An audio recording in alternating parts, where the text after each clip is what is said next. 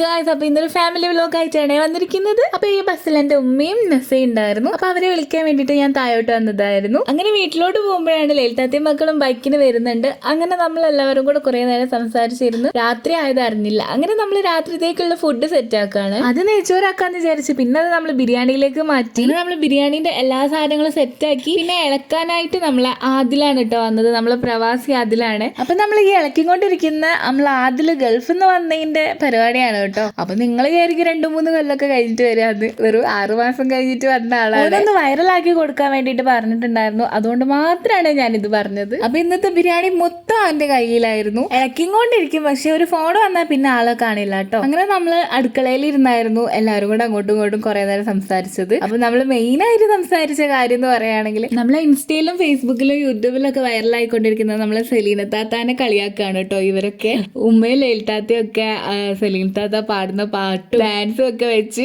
പറഞ്ഞുകൊണ്ടിരിക്കുകയാണ്. ഇതുപോലെ എല്ലാരും വീട്ടിലും സെലീന താത്തനെ പറ്റിട്ട് പറയാറുണ്ടോ, അല്ലെങ്കിൽ ഞങ്ങൾ മാത്രമാണോ? അപ്പൊ എല്ലാരും ഒന്ന് കമന്റ് ചെയ്യണേ. അപ്പോഴേക്ക് നമ്മളെ കായൊക്കെ റെഡി ആയിട്ടുണ്ടായിരുന്നു. അപ്പൊ ചോറിന് അരി ഇട്ടുണ്ടായിരുന്നു. പിന്നെ എല്ലാം പെട്ടെന്നായി. അങ്ങനെ ചോറ് ദമ്മിടാണ്. അപ്പൊ അതിലാണ് ആ പരിപാടികളൊക്കെ എടുത്തത്. അപ്പോഴേക്ക് കറണ്ട് പോയി. അങ്ങനെ അകത്തോട്ട് വന്ന് നോക്കിയപ്പോ ഇക്കാക്ക എത്താത്തയും കൂടെ നല്ല കളർ അടിയിലാണ്. അപ്പൊ നമ്മളെ നെസമോളുടെ കളറിംഗ് ബുക്കിൽ കളർ ചെയ്തുകൊണ്ടിരിക്കുകയാണ്. അതിന്റെ ഇടയ്ക്ക് കറണ്ട് ഒക്കെ വന്നിട്ടുണ്ടായിരുന്നു. അപ്പോഴേക്ക് നമ്മളെ ബിരിയാണി സെറ്റ് ആയിട്ടുണ്ടായിരുന്നു. പിന്നെ ദമ്മിട്ട കുറച്ച് നേരം അവിടെ വെക്കണല്ലോ. അപ്പൊ ഉമ്മയിൽ എഴുത്താത്തും കൂടെ നമ്മളെ ആശുവിനെ കളിപ്പിച്ചോണ്ടിരിക്കുകയാണ്.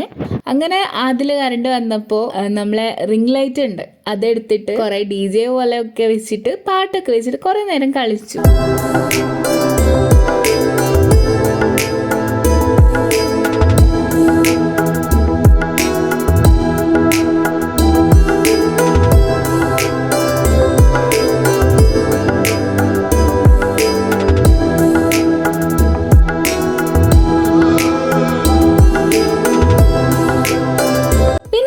ഫുഡൊക്കെ കൊടുത്തു. അങ്ങനെ അന്നത്തെ രാത്രി കഴിഞ്ഞു. അപ്പോൾ എല്ലാവർക്കും വീഡിയോ ഇഷ്ടമാണെന്ന് വിചാരിക്കുന്നു. വീഡിയോ സബ്സ്ക്രൈബ് ചെയ്യാത്തവരൊന്നും ചെയ്യണേ.